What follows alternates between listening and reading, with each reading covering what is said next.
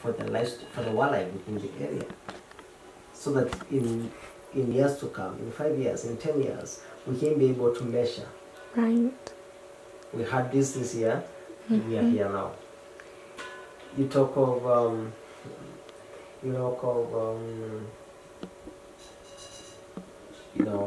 office management. We could have people that are specialized in IT or websites. It's an area that needs someone to, if somebody is interested in helping support or in supporting to manage our social media platforms, our website and all that. It's another area that one is welcome to. We need also to communicate to the world. Yes. And with all these like brilliant ideas and activities to participate in, you said that Nebosha took 1 year, but this has been going for 6 years strong. Is there a timeline or anything that y'all have set to say that, okay, by 2025, you want that 20% or that 1/4 to raise up to half? Are there any expectations for like an increase or decrease? In terms of when you talk, for example, when you talk offenses? Yes, So you want specifically. Specifically. So, for example, yes, all the things that I'm talking about work in progress. Right. It's not something that it's in our records that we don't have it happen. They are all things that are happening currently. Okay. So basically, I was talking about people that would want to walk that journey with us. We're already walking. We're not stopped somewhere. Only I'm just talking about areas of, the areas that we are working, the things that we're doing as a conservancy. So which, if someone wants to join us, like for example, we're looking at by end of this year, at least at the moment we are at 5,000 acres, which of critical corridors that were opened by the fencing. And we want to do another 1,000 acres this year. Wow, To go to 6. And according to our mapping and our zoning of the area, we actually, our target is open 6,000 acres of critical corridors. Yeah. And by the end of this year, we'll have actually cleared all the areas that we want according to our listing plan. Right. Because there are areas that we are not bothered with. Okay. That will eventually come, because we now are trying to allow natural causes to take effect in terms of defensing. Otherwise, we wanted to ensure that we can at least open the primary corridors that were blocked. So our target by the end of this year is to do an additional 1,000, so that we are at 6,000, and we think we good enough to now allow natural, or even given other sources of funding in the future, then we'll be able to open more land. And in terms for the landowners, if they are leasing their land for their cattle, you're speaking about zoning. Are there also certain zones for grazing during certain seasons for the wildlife as well? So it's like when the wildlife comes, those fields are open. We have some areas. As I mentioned, this is quite a different area. We have zones. We have settlement areas that are heavily settled, that we even not looking at trying to open because they are already occupied. Right. We have a few areas, not much, areas that we are doing the cattle enterprise. Yes. We have a few 3 blocks in different locations within the conservancy, which grazing is not allowed by any other cattle, but entirely for the business, for the commercial cattle enterprise. Then most of the other areas within PCA is land that is opened but settled by the landowner. And the agreement is you open your land so that you can invite wildlife to graze with your livestock.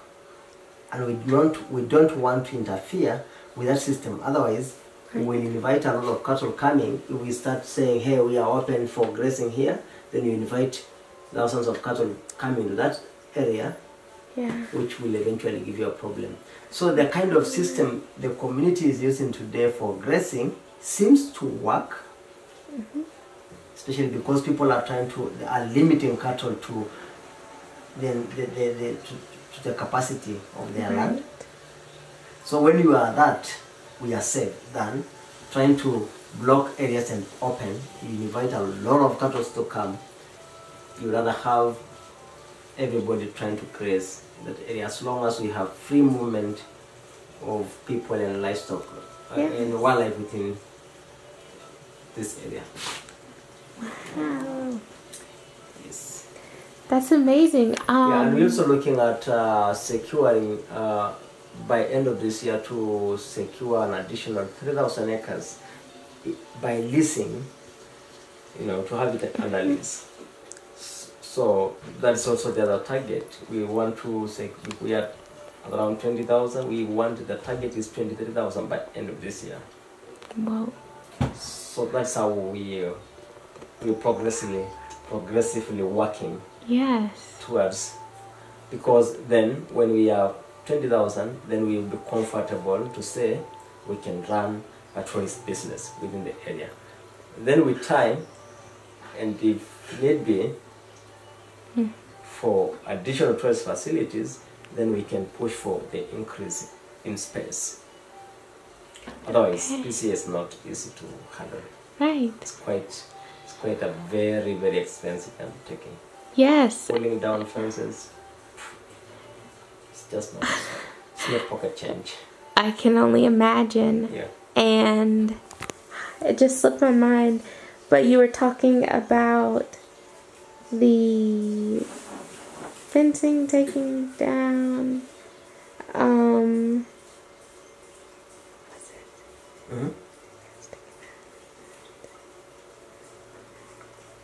I'm drawing a blank right now, but this is amazing. I can't even imagine. Are the rangers or the conservancy, in order to promote, like to lease the land, do y'all do anything for the landowners that haven't, in terms of, like, for example, in Nebosha, when it rains, the soil erosion is really bad. So sometimes we'll go out and we'll create these little barriers for the soil to be stopped at. To do the soil erosion control. Do y'all do anything like that, or have any type of fundraising for the community to be involved with, to like populate and to like get that image into other people's minds? Yeah, we don't do that, but ideally we're supposed to. But the reason why we're not doing that, in most of the areas we don't experience soil erosion within PCA. The reason being, there's no huge herds of livestock making tracks. So it's not really a need or a big issue here. I don't see it being a big issue in Parliament. What they normally do is that they do patrols to ensure that they control poaching, which from 2016, 2015, 2014, 2015 we recorded, I mentioned, we recorded 26 cases of poaching in PCA. From 2016, when we set our foot on the ground to date, we recorded 0 poaching. The other thing they are doing is to ensure that there is no destruction of vegetation through logging, through charcoal burning. So basically, the other primary role of the rangers is to ensure that there are no people within the area that are destroying vegetation or forest for commercial purposes. Yes. And in terms of the zoning and the land leasing, would you say that it would be like ideal for all of PCD or Parliament to be land leased, or is there a certain extent on the zoning where you would like it to just come up to and y'all would be happy? Of course, there's a certain extent. We were looking personally from the manager's seat. I see, there is land that is totally lost. You remember we have schools? Yes.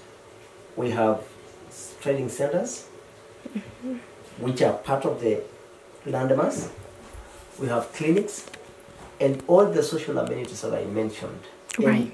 Settled area, some crowded places by people, which to us entirely it's not as significant. And basically that's land that you definitely will not, you cannot replace a school. I mean, displace a move a school. You cannot open a school to allow wildlife into a school. Right. Yeah. So we have land that is, I was looking at 35,000, between 35 and 40,000 of leased land.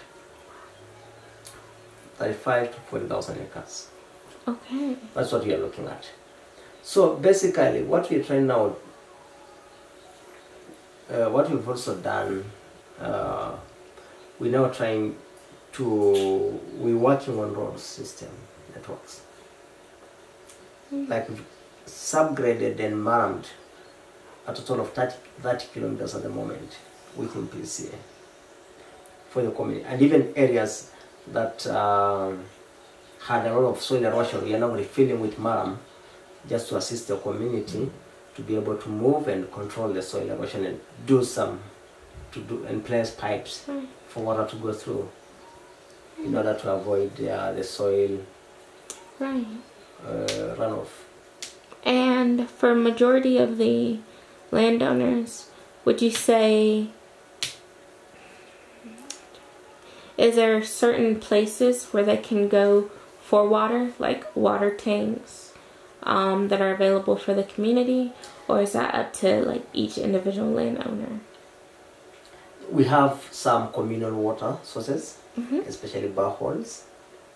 We have some springs with dams that are for public use. But with the current system of fencing, it was actually difficult for one to access, just because you have to drive, to meander through the roads that it's only a vehicle that can use. It can be a long, you could be, on a straight line, you could be looking at a water source in less than a kilometer, and you will need to cover 5 kilometers for you to access. So for that reason, you will find a lot of people now putting up dams for themselves, water pumps. Okay. Yeah. Wow. But we have boreholes and pipelines. Like we've done a water project by the school, which has a 6-kilometer pipeline to the west and a 6-kilometer a 3-kilometer pipeline to the north, and also coming to the school. So communities are accessing water along the pipeline because it's going across the plots. We also have another borehole just by this clinic. There's a tank actually just behind our offices here that is sending water also 6 kilometers downstream. Okay. And there's another borehole down on the other side of the hill, and another borehole just across by the clinic that you see next to the school there. Yeah. When you are coming. So we have a lot of access to water in some areas, but some areas are really struggling. They have a problem. Okay. There are areas that really have a problem. Like close to where these guys live, I think they have a big problem with water. Yeah. Because they don't have, for them to access the natural springs, because of the fencing, it becomes a very long distance to go. Yes. And they don't have boreholes around that area. Okay. Thank you. Any other question? None that I can think of right now. Like, wow. It's amazing what y'all are doing. And I've learned so much, and I'm very grateful and blessed to be able to come here and be accepted and welcomed in, to understand y'all's culture and traditions, and to see everything that y'all are doing and working towards.